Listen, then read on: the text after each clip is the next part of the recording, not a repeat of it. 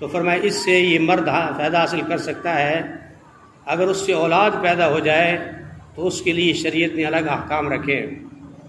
فرمایا جس لونڈی کے ساتھ آدمی نے جماع کیا اور اس کے ہاں بچہ پیدا ہو گیا، اب شریعت کا حکم یہ ہے کہ یہ بچہ جو اس کے اندر سے پیدا ہوا ہے، فرمایا یہ بچہ آزاد ہوگا، اور اس بچے کے آزادی کا مطلب یہ ہے کہ یہ بندہ جب فوت ہو جائے گا تو یہ عورت، یہ جو لونڈی تھی، فرمایا خود بخود آزاد ہو جائے گی۔ اسے آزاد کرنے کا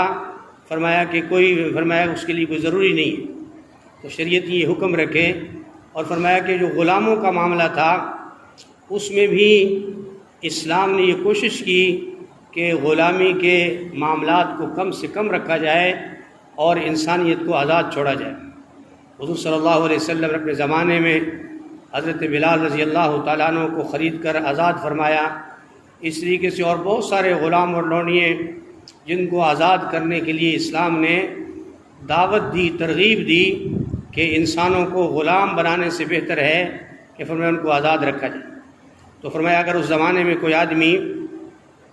اپنی لونڈی سے منفعت حاصل کرتا اور اس سے فرمایا کہ جماع کرتا،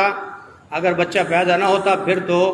فرمایا کہ وہ کوئی معاملہ نہیں تھا، اگر بچہ پیدا ہو جاتا تو پھر فرمایا اس کے حقوق الگ ہو جاتے۔ اور یہ بھی شریعت نے کہا کہ جو باندیے ہیں، اگر 2 ہیں، 4 ہیں، 10 ہیں، تو فرمایا ان سے منفعت حاصل کرنے میں ان کو حقوق کے اعتبار سے برابری دینا بھی ایمان والوں پر لازم نہیں۔ تو میرے محترم دوستوں اور بزرگوں،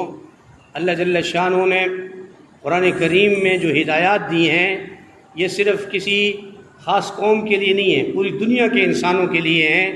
کہ جو دنیا کے قوانین ہیں، اصول ہیں،